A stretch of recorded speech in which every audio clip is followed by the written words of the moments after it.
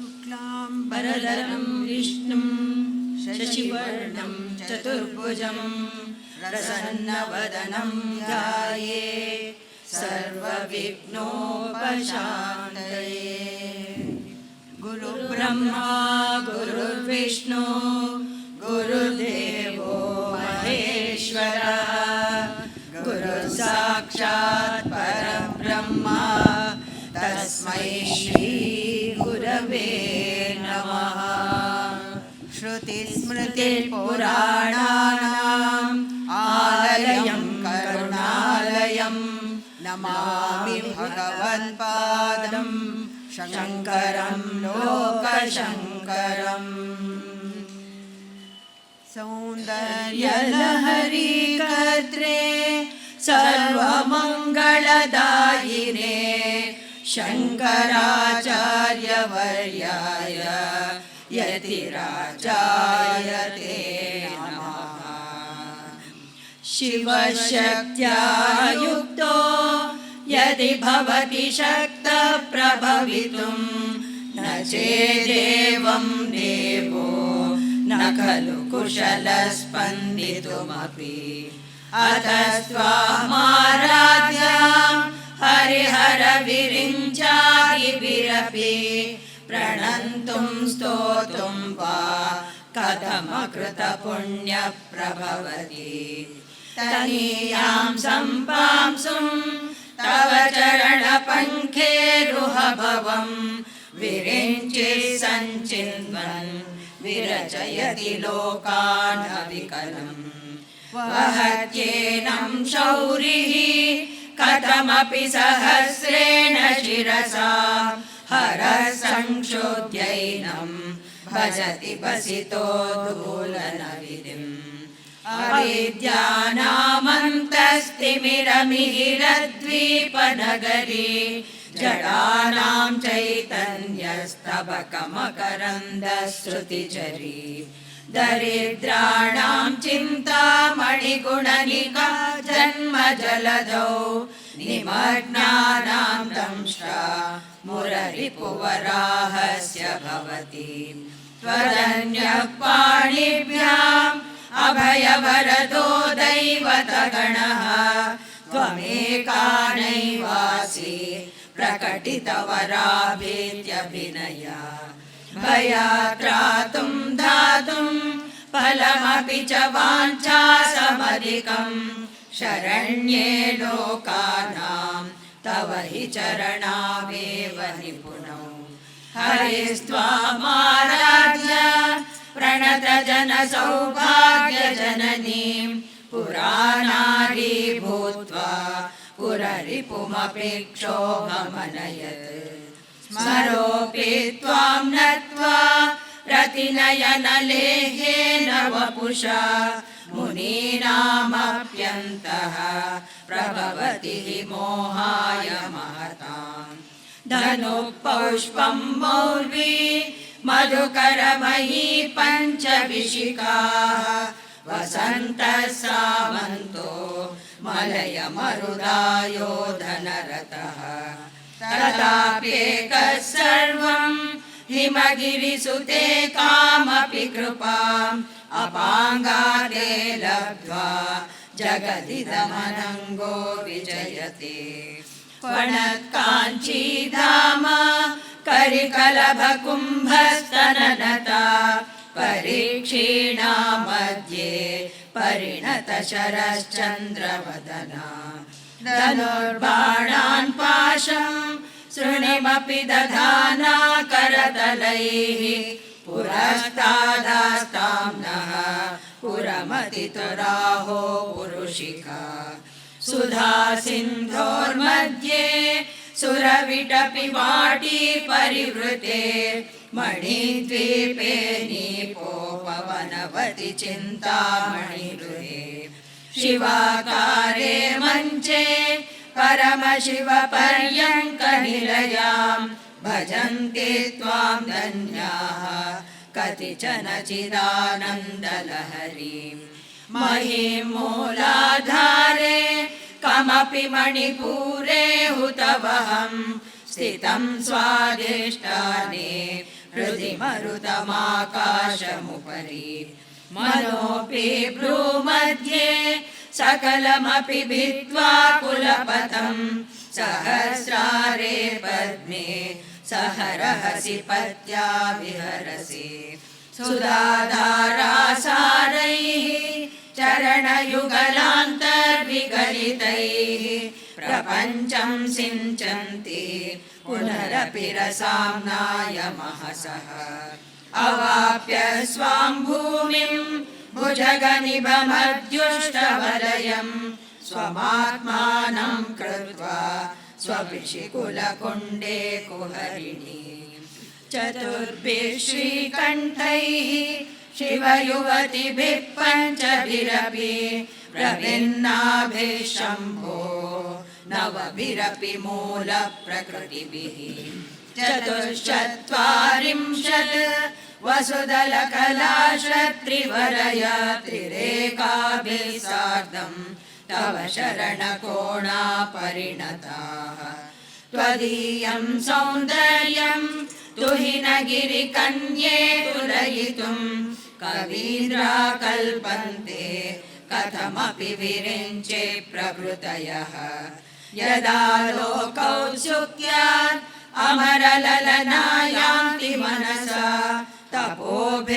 तपोभिर्दुष्प्रापाम् अपि गिरिशसायुज्य पदवी नरं वर्षीयांसं नयनविरसं धर्मसुजडं तवापाङ्गालोके मति तदनुधावन्ति शतशः गलद्वेणीबन्धाः कुचकलशविस्रससिचयाः हठात्तृट्यकाञ्चो विगलितदुकूला युवतयः शितौ षट्पञ्चाशत् द्विसमधिकपञ्चाशदुदके हुताशे द्वाषष्टि चतुरधिकपञ्चाशदनिले दिवि द्विषट्त्रिंशत्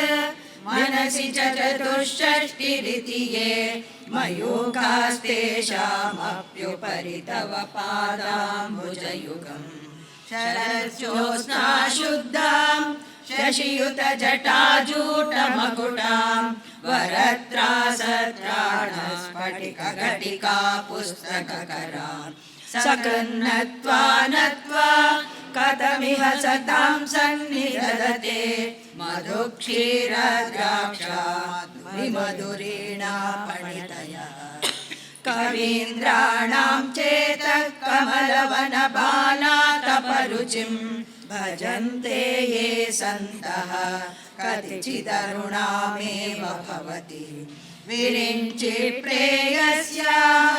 तरुणशरशृङ्गारलहरी कवीराभिर्वाग्भिः विदधति सतां रञ्जनममी सवित्रीभिर्वाचां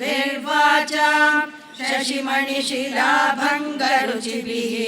वशिन्याद्याभिस्त्वां सह जननि सञ्चिन्तयति यः सकर्ता काव्यानां भवति महतां भङ्गिरुचिभिः वचोभिर्वाग्देवी वदनकमलामोदमधुरैः तनुच्छायाभिस्ते तरुणतरणि श्रीसरणिभिः दिवं सर्वामुर्वीम् अरुणिमनिमग्नां सरति यः भवन्तस्य त्रस्यध्वनहरिणशालीननयनाः सहोर्वश्यावश्याः कति कति न गीर्वाणगणिकाः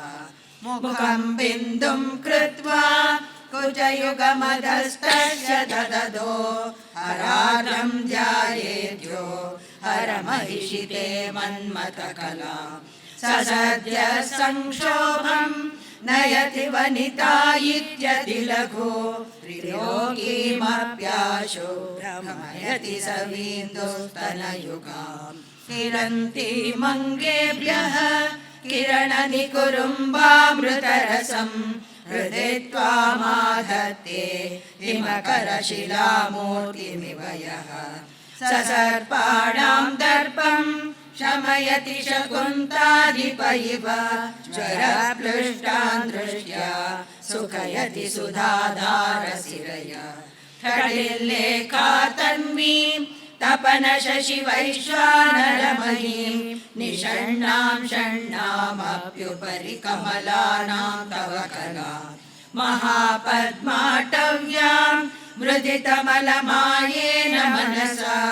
महान्तः पश्यन्तो ददति परमाह्लादलहरीं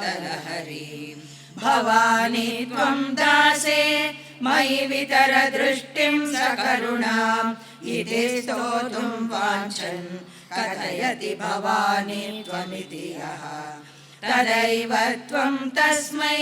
दिशसि निजसायुज्य पदवीं मुकुन्द ब्रह्मेन्द्र स्फुटमकुटनीराजितपदां त्वया हृत्वा वामं वपुरपरितृप्तेन मनसा शरीरार्धं शम्भो अपरमपि शङ्के हृतमभूत् यदेतत्त्वद्रूपं सकलमरुणाभं त्रिनयनं कुचाभ्यामानम्रं कुटिरशशिचूडालमकुटं जगत्सूते दाता हरिरवतिरुद्रक्षपयते तिरस्कुर्वन्नेतत् स्वमपि वपुरीशस्थिरयति सदा पूर्वः सर्वं तदिदमनुगृह्णाति च शिवः तवाज्ञामालम्ब्य क्षणचलितयोर्ब्रूलतिकयोः त्रयाणां देवानां त्रिगुणजनितानां तव शिवे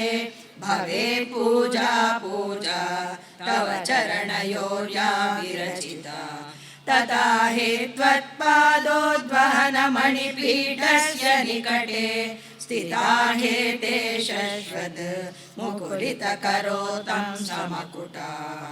विरिञ्चे पञ्चत्वं व्रजति हरिराप्नोति विरतिं विनाशं कीनाशो भजति धनदो याति निधनम् विरन्द्री माहेन्द्री विदतिरपि सम्मीलितदृशा महासंहारेऽस्मिन् विहरति सति त्वत्पतिरसौ जपो जल्पशिल्पं सकलमपि मुद्रा विरचना गतिप्रादक्षिण्यक्रमणमशनाद्याहुतिविधिः प्रणामः संवेशः सुखमखिलमात्मार्पणदृशा सपर्यापर्यायः तव भवतु यन्मे विलसितम् सुधामप्यस्वाद्य प्रतिभयजला मृत्युहरिणीं विपद्यन्ते विश्वे विदिशतमखाद्यादिविशदः करालं यच्छ्वेनं कबलितवतः कालकलना न शम्भोस्तन्मूलं तव जननि ताटङ्कमहिमा किरीटं वैरिञ्चं परिहर पुरः कैटभविदः कठोरे कोटीरे स्खलसि च हि चम्बारिमकुटम् प्रणम्रे श्वेतेषु रसवमुपयातस्य भवनं भवस्याभ्युत्थाने तव परिजनोक्तिर्विजयते स्वदेहोद्भूताभिः गृणिभिरणिमाध्याभिरभितो निषेव्ये नित्ये त्वाम् अहमिति सदा भावयति यः किमाश्चर्यं तस्य त्रिनयन समृद्धिं तृणयतो महासंवर्धाग्निः विरचयति नीराजनविधिम् चतुष्षष्ट्या तन्त्रैः सकलमपि सन्धाय भुवनं स्थितस्तत्तत्सिद्धिप्रसवपरतन्त्रैः पशुपतिः पुनस्त्वन्निर्बन्धात् अखिल पुरुषार्थैकघटना स्वतन्त्रं ते तन्त्रं क्षितितलमवाति तरदिदम् शिवशक्तिः कामः क्षितिरतरविशीतकिरणः स्मरोऽहं सशक्रः तदनु च परामारहरयः अमीहृल्लेखाभिः तिसृभिरवसानेषु घटिताः भजन्ते वर्णास्ते तव जननि नामावयवताम् स्वरं योनिं लक्ष्मीं त्रितयमिदमादौ तव मनो निधायैके नित्ये निरवधि महाभोगरसिका भजन्ते त्वां चिन्तामणिगुणनिबद्धाक्षवलया शिवाग्नौ जुह्वन्तः सुरभिघृतधाराहुतिशतैः शरीरं त्वं शम्भोः शशिमिहिरवक्षोरुहयुगं तवात्मानं मन्ये भगवति नवात्मानमनघम् अतः शेषशेषीत्ययमुभयसाधारणतया स्थितः सम्बन्धो मां समरसपरानन्दपरयोः मनस्त्वं व्योमत्वं मरुदसि मरुत्सारथिरसि तमापस्त्वं भूमिः त्वयि परिणतायां नहि परम् त्वमेव स्वात्मानं परिणमयितुं विश्ववपुषा चिदानन्दाकारं शिवयुवति भावेन बिभृशे तवाज्ञाचक्रस्थं चपलशशिकोटिद्युतिधरं परं शम्भुं वन्दे परिमिलितपार्श्वं परचिता यमाराध्यन् भक्त्या रविशशिशुचीनाम विषये निरालोके लोके निवसति बालोकभुवने विशुद्धौ ते शुद्धस्फटिकविशदं व्योमजनकं शिवं सेवे देवीम् अपि शिवसमानव्यवसिता ययोकान्त्यायान्त्याः शशिकिरणसारूप्यसरणे विदोदान्तर्द्वान्ता विलसति चकोरीव जगति समुन्मीलत्संवित्कमलमकरन्दैकरसिकं भजेऽहं सद्वन्द्वं किमपि महतां मानसचरम् यदालापादष्टादशगुणितविद्या परिणतिः यदा दत्ते दोषात् गुणमखिलमभ्यर्पय इव तव स्वादिष्टानि हुतवहमधिष्ठाय निरतं तमीडे संवर्तं जननि महतीं तां समयां यदा लोके लोकान् दहति महति क्रोधकलिते दयार्द्राया दृष्टिः शिशिरमुपचारं रचयति तटे त्वन्तं शक्त्या तिमिरपरिपन्थि स्फुरणया स्फुरन्नानारत्नाभरणपरिणदेन्द्रधनुषं तव श्यामं मेघं कमपि मणिपूरैकशरणं निषेवे वर्षन्तं हरमिहिरतप्तं त्रिभुवनं तवाधारे मूले सहसमयया लास्यपरया नवात्मानं मन्ये नवरसमहाताण्डवनटम्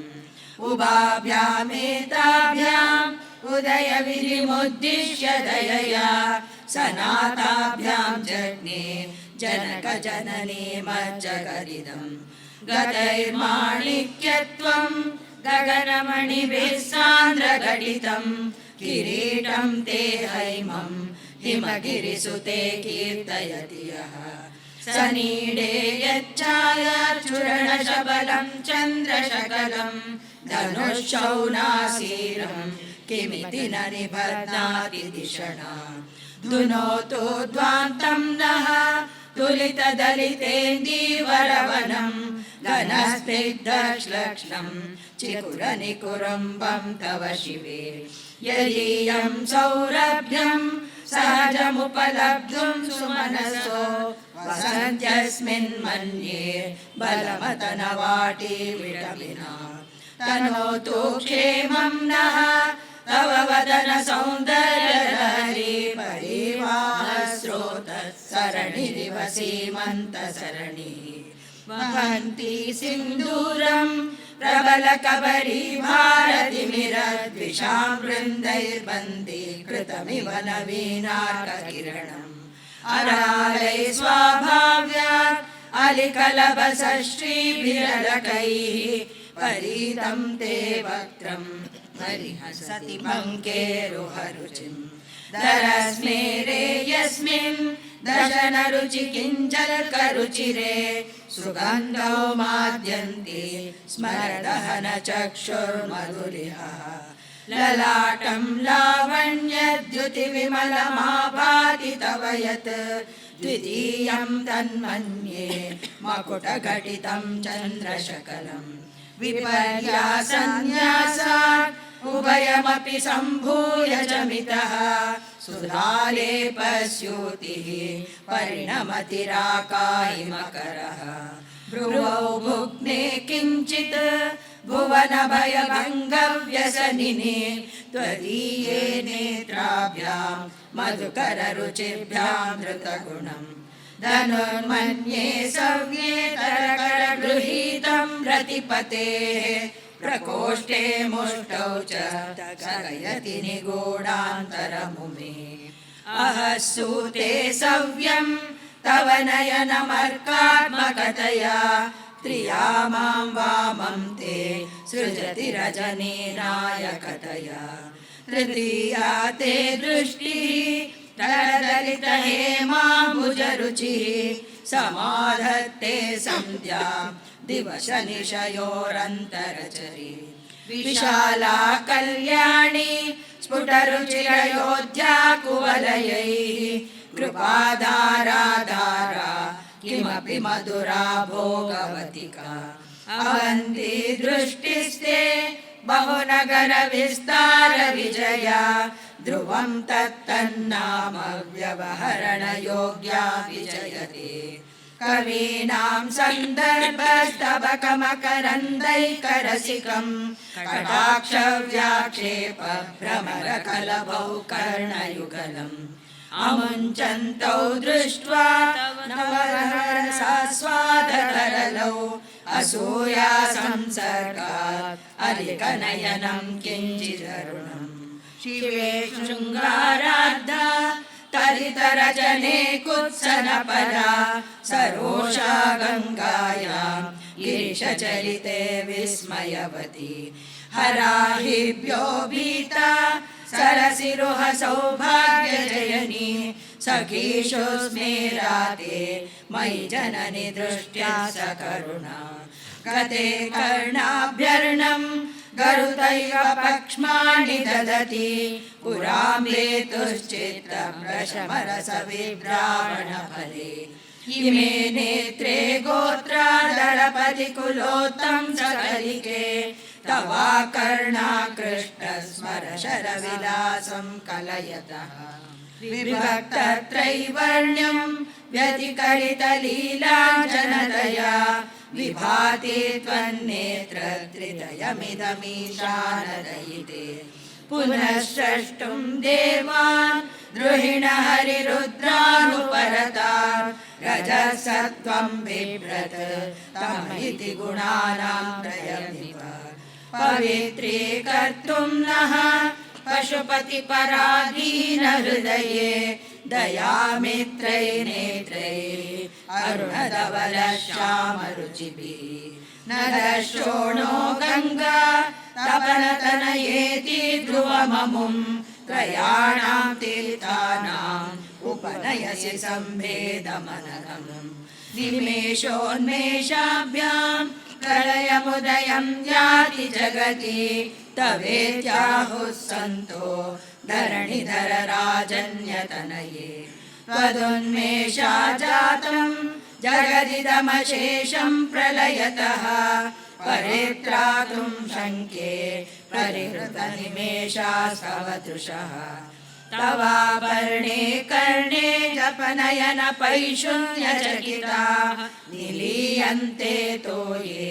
नियतमनिमेषा शफरिकाः इयं च श्रीभद्रचरपुटकवाटं कुवलयं जहाति प्रत्यूषे निशिच विकटय्य प्रविशति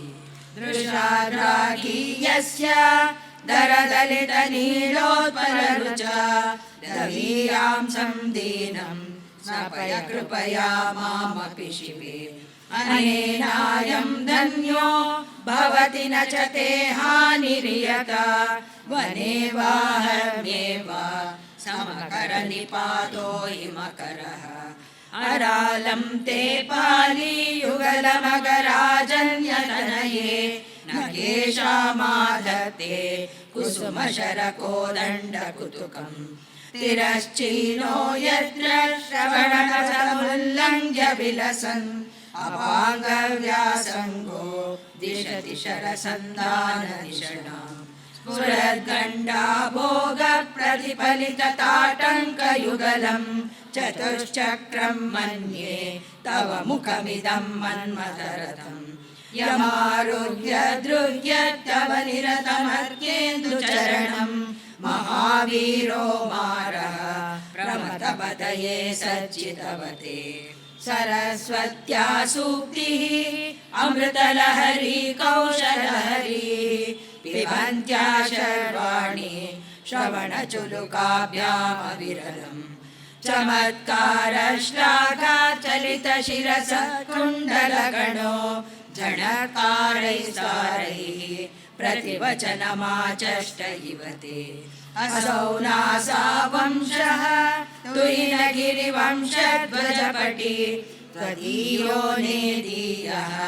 फलतु फलमस्माकमुचितम् वहन्त्यन्तर्मुक्ताः शिशिरकरनिश्वासगलितं समृद्ध्यायत्तासां बहिरपि च मुक्ता मणिधरः प्रकृत्या रक्तायाः तव सुदति दन्तच्छदरुचेः प्रवक्ष्ये सादृश्यं जनयतु फलं विद्रुमलता न बिम्बं तद्बिम्ब प्रतिफलनरागादरुणितं तुलामध्यारोढुं कथमिव विलज्जेत कलया स्मितज्योत्स्नाजालं तव वदनचन्द्रस्य पिबतां चकोराणामासे अतिरसतया चञ्चुजडिमा अतस्ते शीतांशो अमृतलहरी मामलरुचयः पिबन्ते स्वच्छन्दं निशि निशि वृषं काञ्जिकधिया अविश्रान्तं पत्युः गुणगणकथाम्रेडन जपा जपा पुष्पच्छाया तव जननि जिह्वा जयति सा यदग्रासीनायाः स्फटिकदृशदच्छच्च विमयी सरस्वत्या मूर्तिः परिणमति माणिक्यवपुषा रणे जित्वा दैत्यान् अपहृतशिरस्तैकवचिभिः निवृत्तैः षण्डांशः त्रिपुरहर निर्माल्य विमुखैः विशाखेन्द्रोपेन्द्रैः शशिविशदकर्पूरशकला विलीयन्ते मातः तव वदनताम्बूलकबलाः विपञ्च्या गायन्ति विविधमपदानं पशुपते त्वयारब्धे वक्तुं चलितशिरसा साधुवचने तदीयैर्माधुर्यैः अपलपिततन्त्रीकलरवां निजां वीणां वाणी निचुलयति चोलेन निवृतं कराग्रेण सृष्टुं तुहिनगिरिणा वत्सलतया गिरीशेनोदस्तं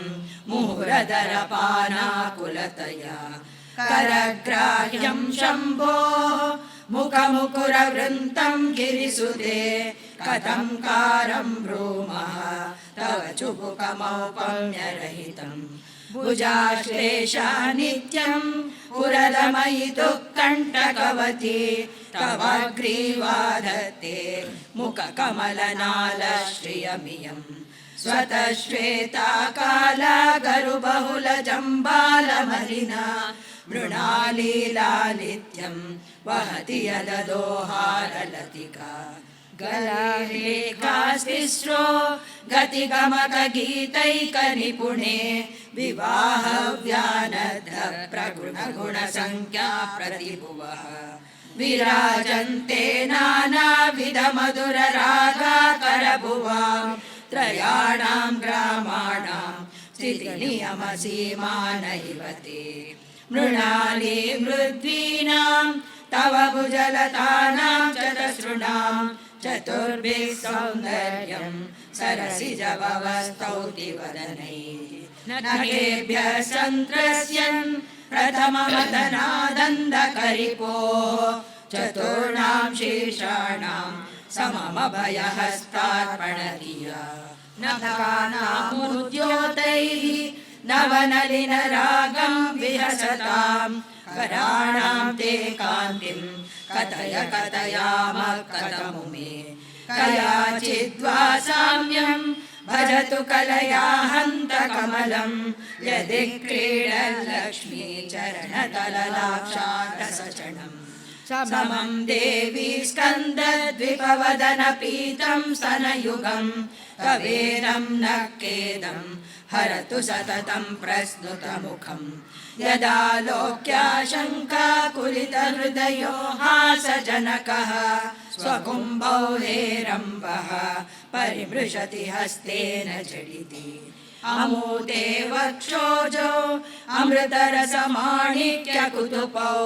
न सन्देहस्पन्दो नगपतिपताके मनसि नः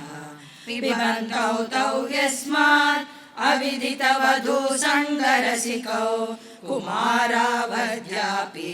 विरदवदनक्रौञ्चदलनो वहत्यम्बस्तम्भेरमदनुजकुम्भ प्रकृतिभिः समारब्धा मुक्ता मणिनिरमलां हारलतिका कुचा भोगो बिम्बाधररुचिविरन्तश्च बलितां प्रतापव्यामिश्रां पुरदमयितु कीर्तिमिव ते स्तवस्तन्यं मन्ये धरणिधर कन्ये हृदयतः पयः पारावारः परिवहति सारस्वतमिव दयावत्या दत्तं द्रविडशिशुरास्वाद्यगवयत् कवीनां प्रौढानाम् अजनिकमनीयः कवयिता हरक्रोधज्वालावलिभिरवलीडेन वपुषा गभीरे तेनाभिसरसि कृतसङ्गो मनसि च समुत्तस्तौ तस्मात् अचलतनये धूमलतिका जनस्तां जानीते तव जननि रोमा बलिरिति यदेतत्कालिन्दी तनुतरकरङ्गाकृति शिवे कृशे मध्ये किञ्चित् जननि तव यद्भाति सुधिया विमर्दादन्योन्यं कुचकलशयोरन्तरगतं तनूभूतं व्योम प्रविशदिवनाभिं गुहरिणीं स्थिरो गङ्गावर्तः तनमुकुलरोमावलिलता कलावालं कुण्डं कुसुमशरतेजो हुतभुजः रतेर्लीलागारं किमपि तव नाभिर्गिरिसुते बिलद्वारं सिद्धेः शीर्षनयनानां विजयते निसर्गक्षीणस्य तनतटभरेण क्लमजुषो न मन्मूर्ते नारी तिलकशनकैस्तृट्यत इव चिरं ते मध्यस्य त्रुटिततटिनी तीरतरुणा समावस्थास्तेम्नो भवतु कुशलं शैलतनये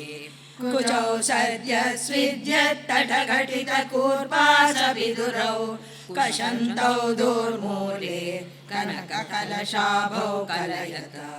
तव त्रातुं भङ्गात् अलमिति वलग्नं तनुभुवा त्रिदानर्धं देवी त्रिवलिलवली वल्लिरिव गुरुत्वं विस्तारं क्षितिधरपते पार्वति निजात् नितम्बादाचिद्य त्वयि हरणरूपेण निदधे अतस्ते विस्तीर्णो गुरुरयमशेषां वसुमतीं नितम्ब प्राग्भारः स्थगयति लघुत्वं नयति च करेन्द्राणां शुण्डान् कनककदलीकाण्डपटलीम् उभाभ्यामूरोभ्याम् उभयमपि निर्जित्य भवति सुहृत्ताभ्यां पत्युः प्रणति कठिनाभ्यां गिरिसुते विदिग्ने जाह्नव्यां विबुधकरिकुम्भद्वयमसि पराजेतुं रुद्रं द्विगुणशरगर्भौ गिरिसुते निषङ्गौ जङ्घेते विषमविशिखो बाणमकृता यदग्रे दृश्यन्ते दशशरफलापादयुगलेन काग्रच्छद्मानः सुरमकुटशाणैकनिशिता श्रुतीनामूर्धानो धरति तव यौशेखरतया ममाप्येतौ मातः शिरसि दयया देहि चरणौ ययोपाद्यं पातः पशुपतिजटाजूटतटिनी ययो लाक्षालक्ष्मी अरुणहरिचूडामणिरुचिः नमो वाकं भ्रूमो नयनरमणीयाय पदयोः तवास्मै द्वन्द्वाय स्फुटरुचिरसारक्तकवते असूयत्यत्यन्तं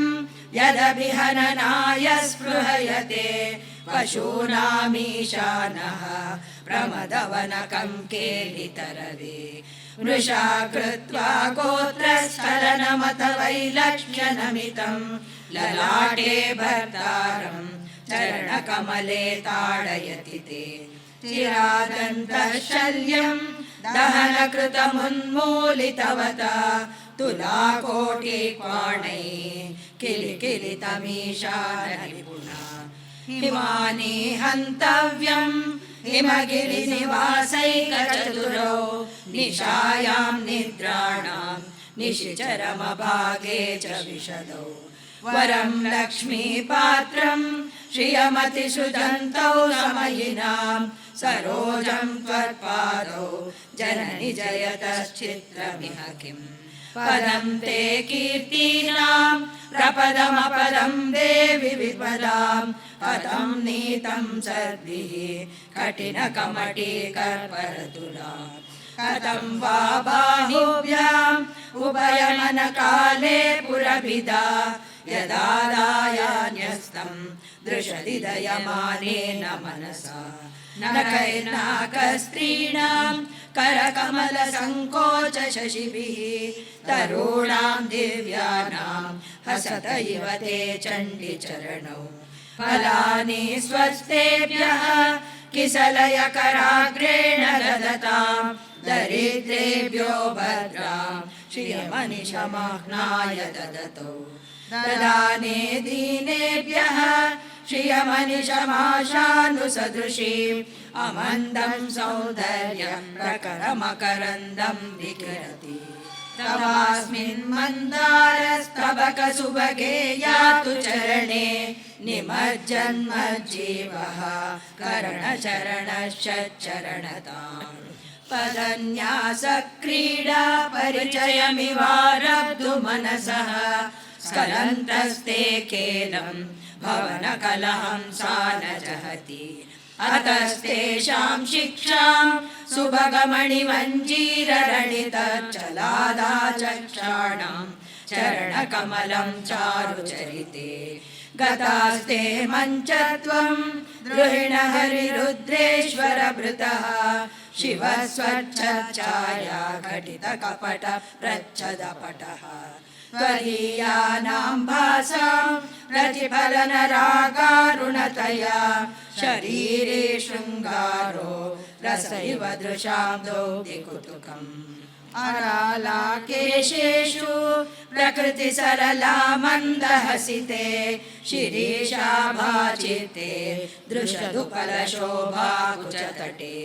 वृषं तन्वी मध्ये ऋतुरुरसिजारोह विषये जगत्त्रातुं शम्भो जयति करुणा काचिदरुणा कलङ्कः कस्तूरी रजनिकरबिम्बं जलमयं कलाभिः कर्पूरैः मरकतकरण्डं निविडितम्